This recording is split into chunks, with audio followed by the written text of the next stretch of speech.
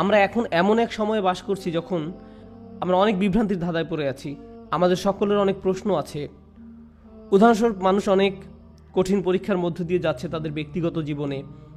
যখন একজন বিশ্বাসী তার দিন সম্বন্ধে খুব ভালোভাবে জানে এবং তার আল্লাহর কিতাব সম্পর্কে জানে এবং তার অনুধাবন করে সেই প্রশান্তি, আন্তরিক পরামর্শ এবং আল্লাহর কিতাব যে উপশম প্রদান করে, তার প্রেরিত নবী সাল্লাল্লাহু আলাইহি ওয়াসাল্লাম সুন্নাত থেকে যা পাওয়া যায়, তখন তার আল্লাহর দিনে প্রশান্তি পায়। কিন্তু এখন আমরা এক অদ্ভুত সময় বাস করছি। আমরা এটাকে তথ্যের যুগ বলি, কিন্তু আমাদের বেশিরভাগই আমাদের নিজেদের ধর্ম সম্বন্ধে বেশি কিছু জানি না। আমরা সত্যিই জানি না কিভাবে আমাদের কিতাব এবং আমাদের বিশ্বাস এবং আমাদের ধর্মগ্রন্থ আমাদের উপশম দিতে পারে। এটা কিভাবে আমাদের কঠিন সময় সাহায্য করতে পারে। যখন এমনটা ঘটে তখন আমরা শয়তানের সহজ শিকারে পরিণত হই। যখন মানুষ কঠিন সময়ের মধ্য দিয়ে যায় তখন শয়তান তাদের কাছে সকল প্রকারের চিন্তা নিয়ে আসে। ধরুন কেউ অসুস্থ, সে হাসপাতালে এবং সে সব ধরনের ওয়াসওয়াসা পাচ্ছে বিশ্বাসের ব্যাপারে। কদরকে নিয়ে প্রশ্নের মুখোমুখি হচ্ছে। মানুষ চাকরি হারিয়ে ফেললে, বিয়েটা সুখকর না হলে, লেখাপড়ার ক্ষেত্রে মুশকিল দেখা দিলে, আপনি যে সমস্যার মধ্যে দিয়ে যান না কেন, বা স্বাস্থ্য সংক্রান্ত কিছু হতে পারে, এমন ক্ষেত্রে প্রশ্ন করতে শুরু করা খুব সহজ। আল্লাহ কি আদৌ আমাকে ভালোবাসেন? তিনি কেন আমার সাথে এমন আচরণ করছেন? আমার কি দোষ ছিল যে আমি এই সমস্যায় পড়ব? আমি এত দোয়া করলাম, আল্লাহ তাতে সাড়া দিলেন না, সে কোনো পরোয়াই করলেন না। আমি পুরো রমজান মাস প্রার্থনা করলাম, এমনকি উমরাও করলাম। আমি এখনো দোয়া করছি যে আমার সন্তানকে আরোগ্য দিন, আমার এই সমস্যা দূর করে দিন, কিন্তু আমার সেই সমস্যা তো এখনো আছে। এসব আপনার ব্যক্তিগত জীবনে, এবং এটাই যথেষ্ট কঠিন। উপরন্তু সারা দুনিয়ায় একটা সংকটকাল চলছে। উদাহরণস্বরূপ, আপনাদের অনেকের পরিবার সিরিয়ায় আছে, বা সারা দুনিয়ায় সিরিয়ার মতো জায়গায়, যে জায়গাগুলো পুড়ছে, যেখানে পরিবার নিরাপদ নয়, সন্তানেরা নিরাপদ নয়, যেখানে সব ধরনের মানবিক বিপর্যয় ঘটে চলছে এবং মানুষ মারা যাচ্ছে। ব্যাপারটা অনেকটাই যেন রাসূল সাল্লাল্লাহু আলাইহি ওয়াসাল্লামের বাণীকে পূর্ণ করার জন্য, যে হত্যাকারী জানবে না যে সে কেন মারছে, আর যাকে হত্যা করা হচ্ছে সেও কারণটা জানবে না। এমন এক সংকটময় পরিস্থিতিতে অনেক মানুষ প্রশ্ন করা শুরু করে যে কেন আমরা ব্যক্তিগত জীবনে তো বটেই, এমনকি সারা দুনিয়ায় পাগলাটে ঘটনা ঘটে চলছে। এই সব কিছুতে আল্লাহ কোথায়? তিনি কি এইসব সমস্যা দূর করতে পারেন না? এমন তো না যে আমরা দোয়া করছি না। কুনুতে নাজিলা প্রতি রাতেই সারা দুনিয়ায় মসজিদে পড়া হচ্ছে।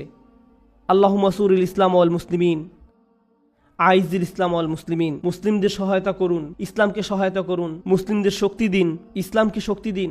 হে আল্লাহ, আমাদের দিনের শত্রুদের বিরুদ্ধে শক্তি দিন। মনে হচ্ছে যে শত্রুরা দিন দিন আরো শক্তিশালী হচ্ছে আর বেশি বেশি করে রক্তপাত ঘটাচ্ছে। সেই মুহূর্তে কোনো ব্যক্তি তার ধর্ম নিয়ে খুবই হতাশ হয়ে যায় এবং চিন্তা করা শুরু করে এসবের কোনো মানে হয় না, আমি কেন দোয়া করব, কিছুই তো বদলাবে না। এটা কিন্তু আসলে খুব সার্বজনীন একটা সমস্যা। এই সমস্যার ফলাফল স্বরূপ কিছু জিনিস ঘটে। কিছু মানুষ দোয়া করাই বন্ধ করে দেয়। শুধু দোয়াই নয়, এমনকি তারা নামাজ পড়াও বন্ধ করে দেয়, পরোয়া করে না। নামাজকে আল্লাহ এভাবে বর্ণনা করেছেন যে এটা একটা সুরক্ষা, এটা একটা সুরক্ষা। ইন্না সালাতা তানহা আনিল ফাহশাই ওয়াল মুনকার। নামাজ আপনাকে সব ধরনের লজ্জাহীনতা, অশ্লীল আচরণ এবং সব ধরনের ক্ষতি থেকে রক্ষা করে, সব ধরনের ক্ষতি থেকে রক্ষা করে। সুতরাং আল্লাহ যখন এমনটা বলেন এবং কোনো ব্যক্তি নামাজ ত্যাগ করে, তখন তারা আসলে সরাসরি শয়তানের শিকারে পরিণত হয়, সব ধরনের খারাপ কাজ করে যাবে এবং যে করছে সে বুঝতেও পারবে না যে সে কেন এই কাজটা করছে। এরপরে এমন মানুষও কিন্তু আছে যারা অত দূর যায়নি, তারা এখনও দিনের উপর অধিষ্ঠিত আছে, তারা এখনও দিনকে ধরে রেখেছে, কিন্তু তারা কোনো মতে ধরে আছে, কোনো ক্রমে ধরে আছে, তারা কোনো ক্রমে জুমার নামাজে আসে, এমনকি সেটাও তার জন্য সংগ্রাম। কিছু মানুষের অবস্থা এত খারাপ হয়ে যায় যে তারা একটা মসজিদের ভিতরে বেশি সময় থাকতেও পারে না। যদিও কোনো কারণে তারা থাকে, তাহলে অস্বস্তি বোধ করা শুরু করে। এমন ঘটনা ঘটে। আমার এমন অনেক মানুষের সাথে সাক্ষাৎ হয়েছে। আমি মনে করি না যে তারা খারাপ মানুষ। যাই হোক, আমি মনে করি কিছু মৌলিক বিষয় ঠিক ছিল না, কিছু নির্দিষ্ট চিন্তা, কিছু নির্দিষ্ট ধারণা, কিছু নির্দিষ্ট অনুভূতিতে ভুল আছে। আর সেই ভুল অনুভূতির কারণে একজন খুব বিপজ্জনক পথে চলে, সেই পথে যেটা পথভ্রষ্টতার দিকে নিয়ে যায়। এদিকে সূরা হাজের শুরুতে আল্লাহ আযজা ওয়া জাল্লা বলছেন সেই সব মানুষের কথা যাদের কাছে মানুষকে পথভ্রষ্ট করার কার্যপ্রণালী আছে। খারাপ মানুষ যারা কোনো জ্ঞান ছাড়াই আল্লাহর বিরুদ্ধে তর্ক করে, এরা আর কিছু চায় না। মা ইউজাদিলু ফিল্লাহি বিগাইরি ইলমিন ওয়ালা হুদাও ওয়ালা কিতাবিম মুনির। কোনো ব্যক্তি আল্লাহর ব্যাপারে তর্ক করে, বিতর্ক করে এবং ধর্মকে ঘৃণা করে এবং আল্লাহকে ঘৃণা করে, নবী সাল্লাল্লাহু আলাইহি সাল্লামকে ঘৃণা করে এবং তাদের কোনো ধারণাই নাই যে তারা কেন বিতর্ক করছে, পথ নির্দেশনাও নেই, কোনো আলোকিত চিন্তার আলোকেও তারা কাজটা করে না, অভিযোগ করার জন্যই অভিযোগ করা। সেই ধরনের মানুষগুলোর জন্য শুধু এটা যথেষ্ট নয় যে তারা বিভ্রান্তিতে আছে, তাদের আসলে অন্য কাউকে ভুল পথে পরিচালিত করতে হবে। সেটা একদল মানুষ। কিন্তু এই দলের মানুষদের নিয়ে আমি আজ কথা বলবো না, আমি কথা বলবো এর পরের যে দল তাদের নিয়ে, যারা কিনারায় আছে, আক্ষরিকভাবেই যারা প্রান্তে আছে। কুরআন তাদেরকে এইভাবে বর্ণনা করছে, অমিনান নাসি মান ইয়াবুদুল্লাহি আলা হারফ। আমি এটার এভাবে অনুবাদ করব যে মানুষের মধ্যে এমন কেউ আছে যে আল্লাহর উপাসনা করে একদমই কিনারায়। তারা আল্লাহর উপাসনা করে কিন্তু পর্বতের একদম খারাপ প্রান্তে। এর অর্থ কি? এর অর্থ হলো কিছু সময় এখানে, কিছু সময় সেখানে পড়ে যাওয়ার জন্য প্রস্তুত। তাদের বিশ্বাস যথেষ্ট স্থির নয়, তারা তাদের উপাসনায় যথেষ্ট স্থিতিশীল নয়, তারা অনড় নয়, তাদের মনে এমন প্রশ্ন আছে যার উত্তর তার জানা নেই, অমীমাংসিত আবেগ। সুতরাং সেটা কিভাবে প্রদর্শিত হয়? আল্লাহ নিজে বলেন, ফাইন আসাবাহু খায়রুন আতবাআন্না বিহি। যখন ভালো কিছু তাদের আসে, যদি জীবনে ভালো কিছু ঘটে তাহলে তারা ভালো থাকে। ঠিক আছে, ঠিক আছে, আল্লাহ আসলে এই দুয়াটা শুনেছেন, সুতরাং আমি এখন নামাজ পড়তে পারি, আমার ভালো লাগছে।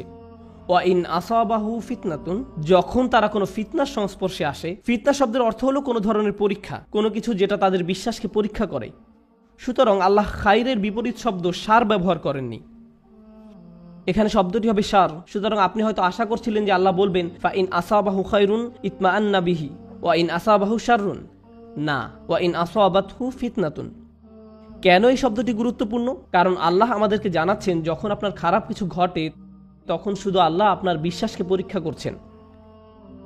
আল্লাহ শুধু দেখতে চান আপনি কি বিশ্বাস করেন এক আল্লাহকে যে আপনাকে তখনও ভালোবাসেন, যিনি তখনও আপনাকে গুরুত্ব দেন, তখনও তিনি আর রহমান, তখনও তিনি আর রাজিক, তিনি তখনও আপনার সব কিছুর যোগান দিয়ে যাচ্ছেন, আপনার যত্ন নিয়ে যাচ্ছেন, যদিও আপনি তা দেখতে পান না, যদিও আপনার মনে হচ্ছে যেন আপনার সামনে সমস্যার স্তূপ।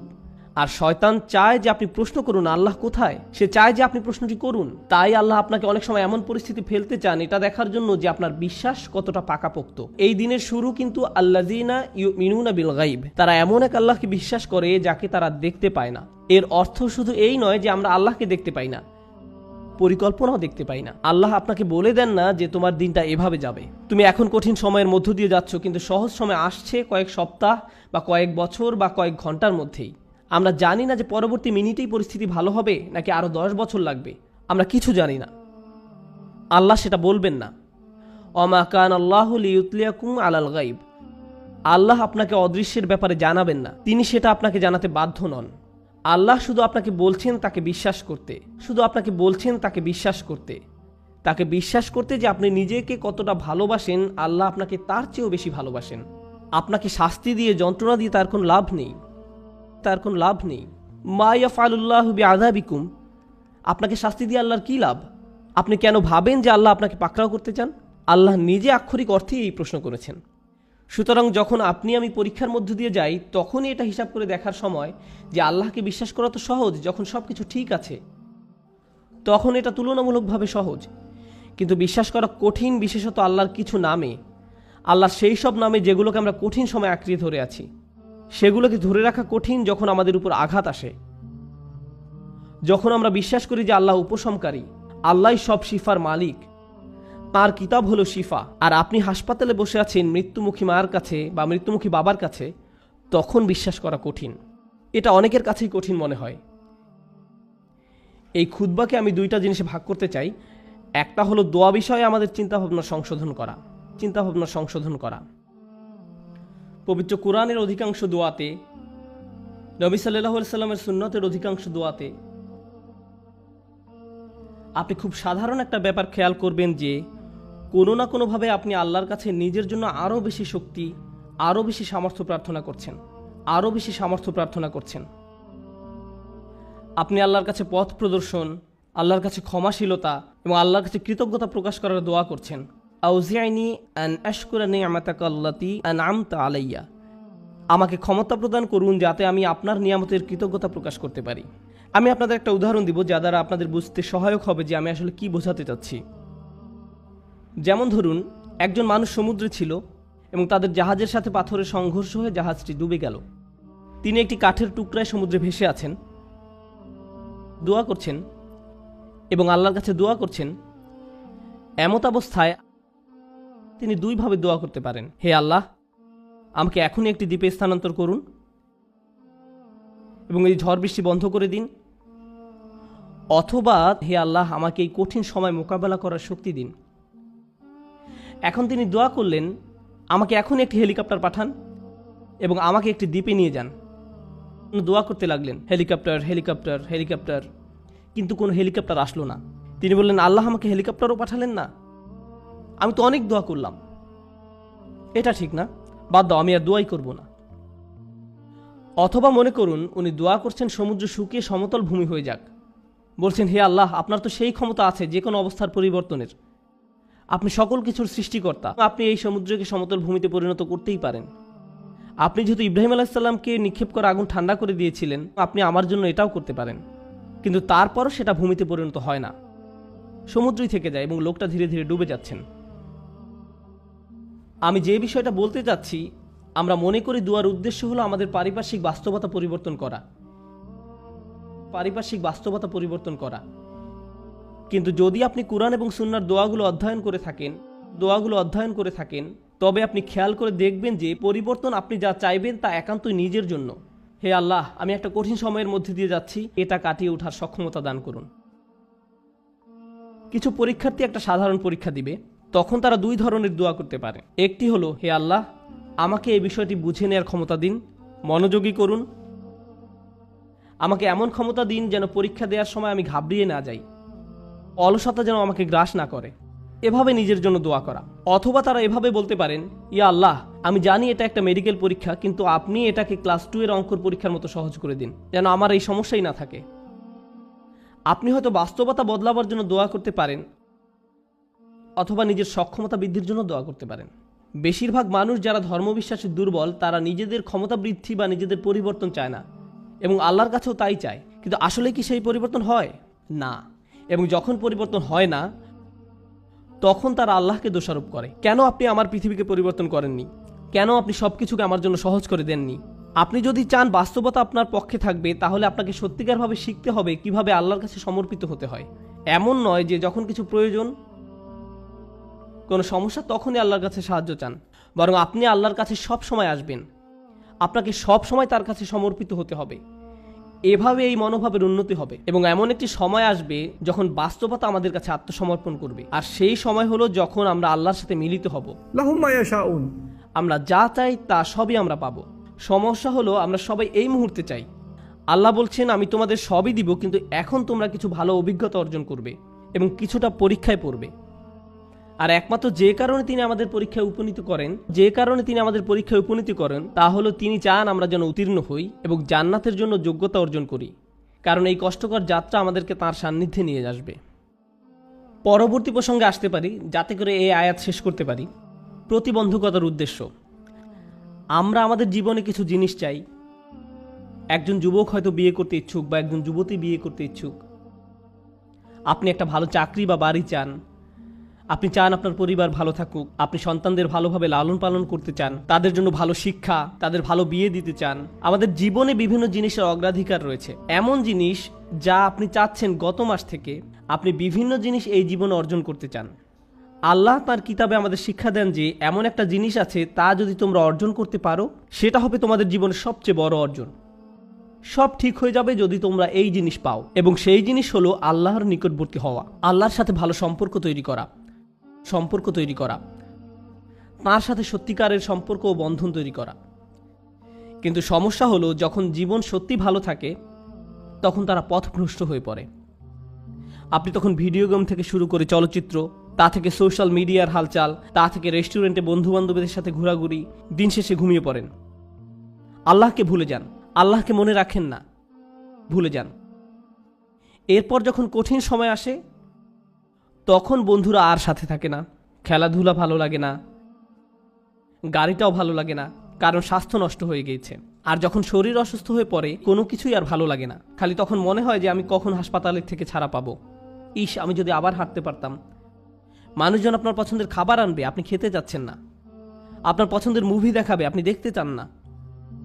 আপনি সারাক্ষণ যেসব বিষয় নিয়ে মেতে থাকতেন, একটার পর একটার পিছে ছুটে বেড়াতেন, আজ আর কিছুই ভাল লাগে না। কোনো কিছুর প্রতি আজ আপনার কোনো আগ্রহ নেই, কারণ আল্লাহর একটি রহমত আপনার জন্য কিছুটা কমে গিয়েছে। এমত অবস্থায় আপনার জন্য দুইটা উপায় রয়েছে। আপনি যদি এমন মানুষ হন যাদের অবস্থান বিশ্বাসের একেবারে প্রান্ত সীমায়, আপনি আল্লাহকে দোষ দেওয়া শুরু করতে পারেন। আপনি কেন আমাকে এই বিপদে ফেললেন?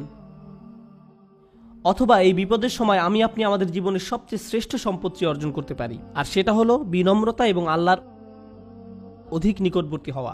এভাবে আত্মোপলব্ধি করা যে যখন আমি সুস্থ এবং সম্পদশালী ছিলাম, সব কিছু ঠিক ছিল, তখন আমি বুঝতে পারিনি যে তখন একজন আমাকে সব কিছু প্রদান করে যাচ্ছিলেন। আল্লাহ আমাকে প্রতি মুহূর্তে যোগান দিয়েছিলেন। আমি এর কোনো কিছুরই যোগ্য ছিলাম না। এজন্যই আল্লাহ সুবহানাহু ওয়া তাআলা বলেন, উলাইকা লাহুম নাসিবুম মিম্মা কাসাবু। উলাইকা লাহুম নাসিবুম মিম্মা কাসাবু। আল্লাহ ফাদলের কথাও বর্ণনা করেছেন, অবতাগু মিন ফাদলিল্লাহ। আল্লাহর অনুগ্রহ তালাশ করো। আপনি কিছু উপার্জন করতে পারেন না, আপনি যা কিছুই পান তা আপনার প্রতি আল্লাহর অনুগ্রহ মাত্র।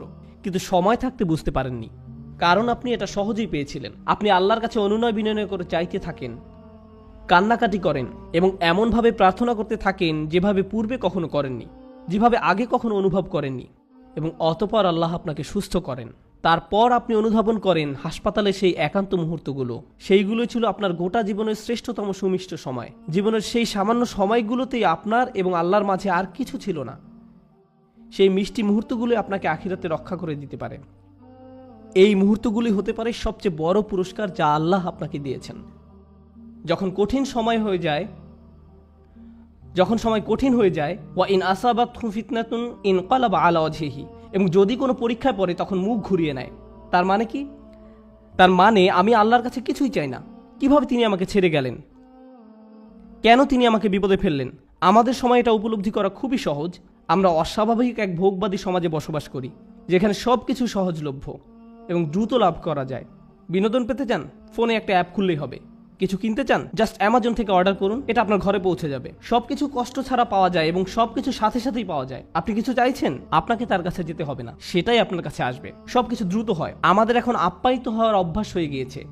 আপনার একটা অর্ডার যদি 2 থেকে 3 দিনের জন্য দেরি হয়, তবে আপনি তাকে 1 স্টার বা থামস ডাউন, খারাপ রেটিং দিচ্ছেন। আমরা এতে অভ্যস্ত হয়ে গেছি। এমত অবস্থায় আপনি যখন আল্লাহর কাছে দোয়া করছেন, আপনার সমস্যাগুলো সমাধান চাইছেন, আপনার সব কিছু দ্রুত এবং তড়িৎ করা দরকার। আমার আর ভালো ভোক্তা অধিকার চাই। যখন এটা হয় না, তখন আপনি বলেন বাজে সার্ভিস। আমার আর ভালো ভোক্তা অধিকার চাই, আমার আর ভালো ভোক্তা অধিকার চাই। আপনার ভাবখানা তখন এমন হয়ে যায় যে আমি আল্লাহর কাছে আর কিছুই চাইব না, কোনো অর্ডার দিব না। আপনি এখন ক্রেতার মতো সুবিধা পেতে চান, আর আপনি আল্লাহর কাছ থেকে মুখ ফিরিয়ে নেন এবং বলেন তিনি আমার কথা শুনছেন না, আমার সমস্যার সমাধান করছেন না। বুঝতে চেষ্টা করুন যে সবার জন্য আল্লাহর পরিকল্পনা রয়েছে।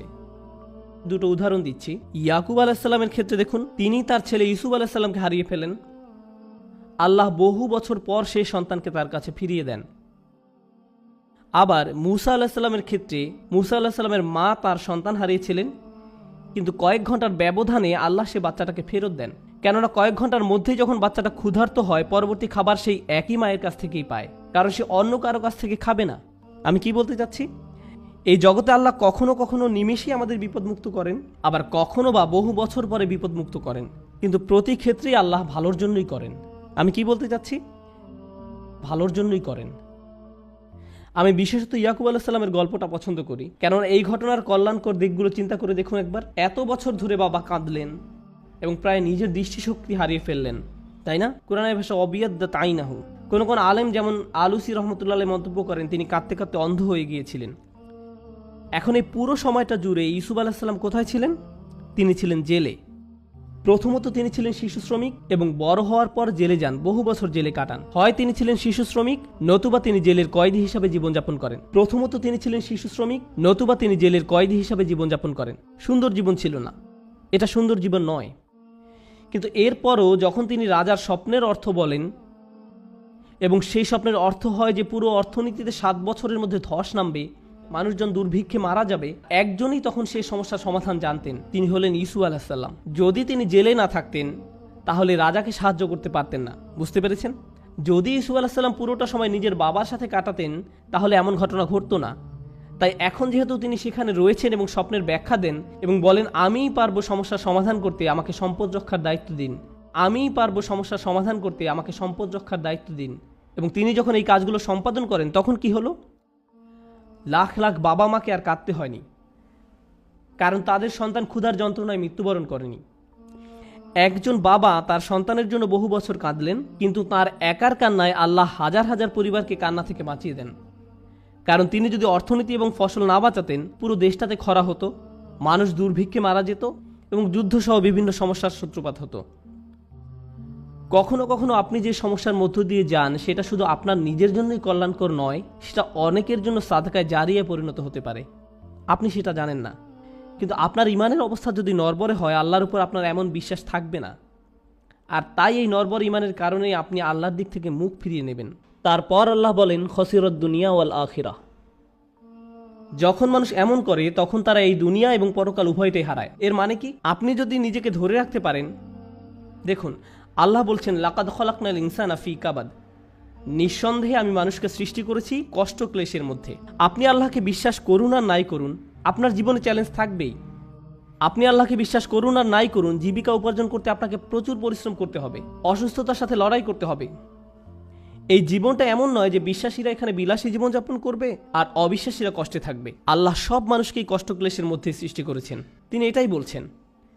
এখন আপনি যদি ইমানের সাথে এই কষ্ট ক্লেশ অতিক্রম করতে পারেন, তাহলে এই জীবনে যেমন আপনি সফলতা লাভ করবেন, তেমনি পরকালীন জীবনেও সফল হবেন।